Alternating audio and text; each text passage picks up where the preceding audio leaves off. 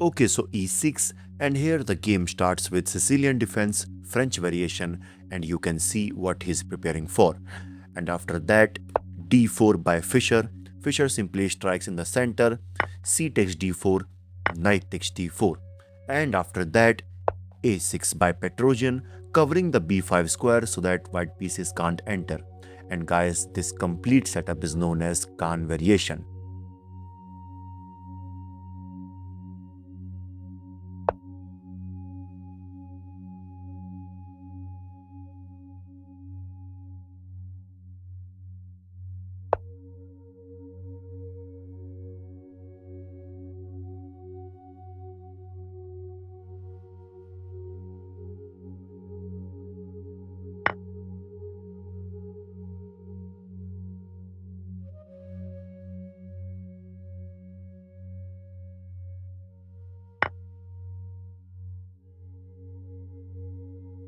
Okay, so now Fischer castles, and finally Petrosian strikes in the center with d5. But Fischer goes for c4. He simply targets the d5 pawn, putting some pressure, but knight to f6. Petrosian simply puts the pressure now over the e4 pawn, but Fischer now decides to exchange the pawn on d5 by.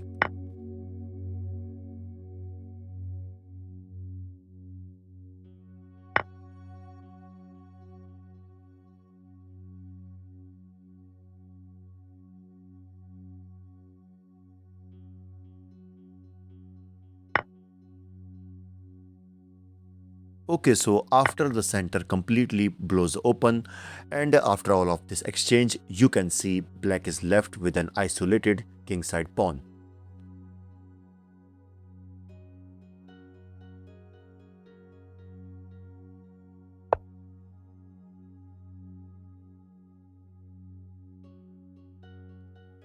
Okay, so now bishop to e7, and you can see Petrosian is also getting ready to castle to, and bringing his king to safety.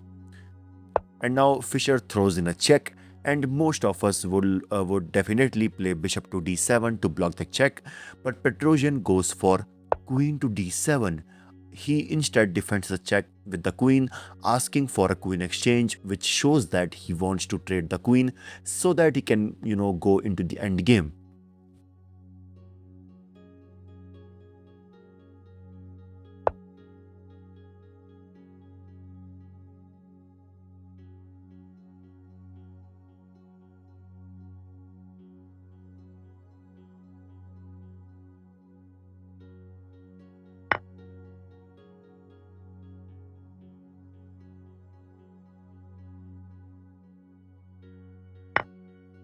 And now Petrosian brings the bishop to e6 so that he can block the pressure on e file. And now Fischer develops his dark square bishop on e3, preparing to jump the knight to c5 so that he can target the bishop and the weak pawn on a6. And the best way to counter this is simply knight to d7. So knight to d7, covering the c5 square so that this knight can't enter. But instead, Petrosian decides to castle, getting the king into safety.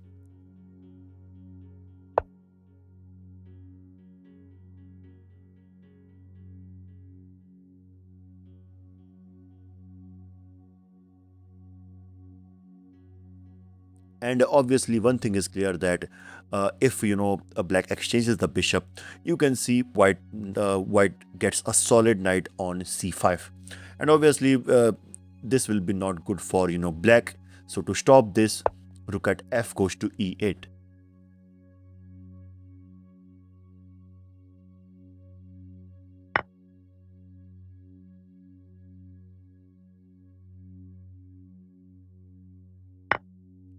Okay, so now after rook takes e7, finally Fischer decides to expand on the queen side.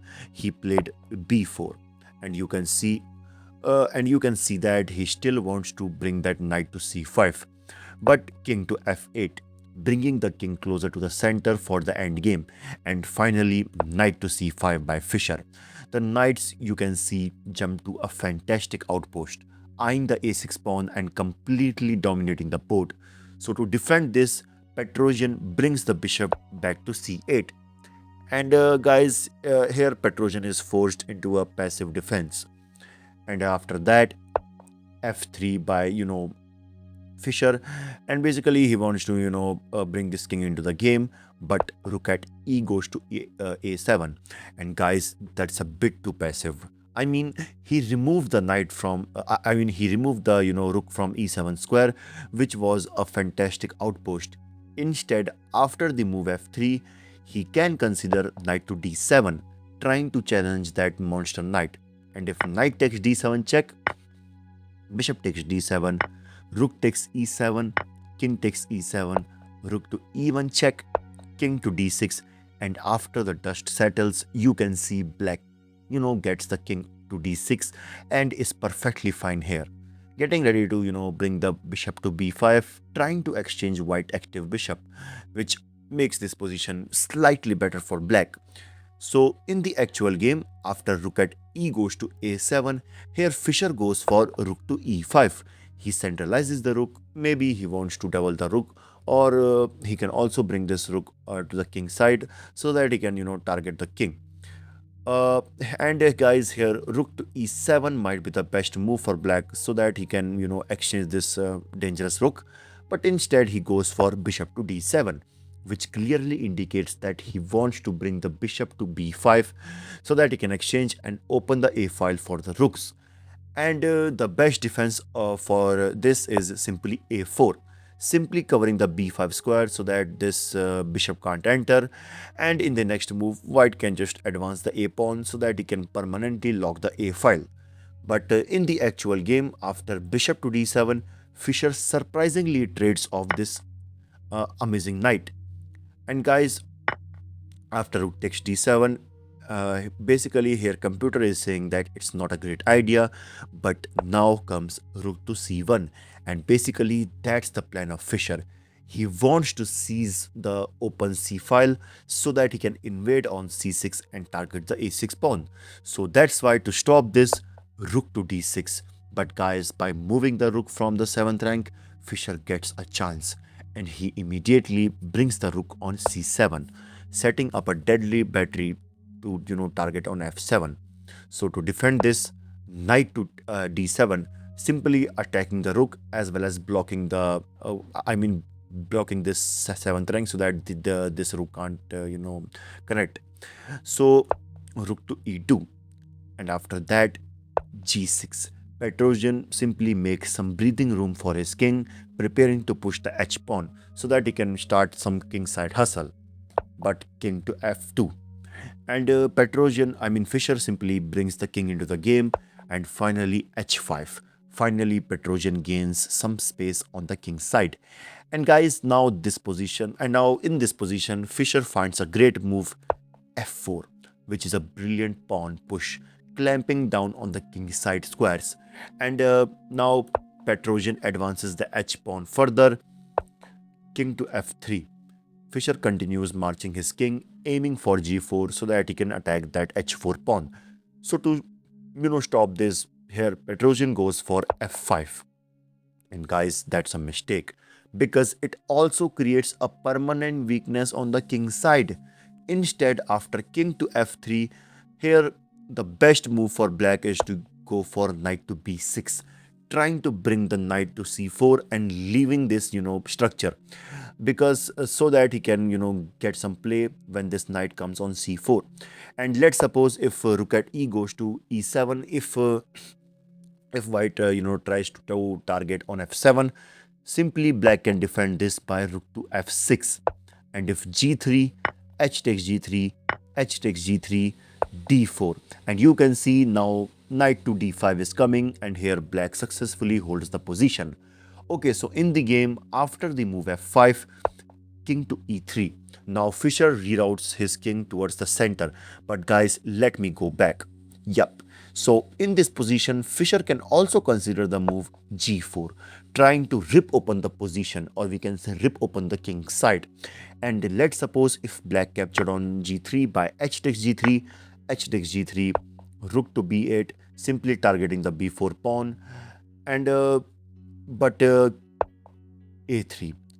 Simply Fischer can defend this, and after a5, simply b5, no need to capture.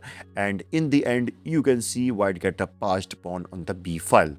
Okay, so in the game, after the move king to e3, now Petrosian gives a check. So that's why.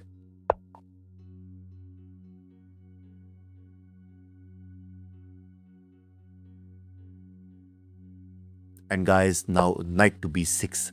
And guys, that's a big mistake. Because previously this knight was acting as a blockade between the rooks. But since now this knight is gone, Fischer instantly brings his rook on e7. And you can see what's coming next. So, so basically Fischer is now getting ready to, absolutely to destroy the black king side. So knight to d5, forking the rooks. But guys, Fischer has a thunderbolt ready, which is rook to f7 check. And after king to e8, Fischer goes for rook to b7. And guys, look at this.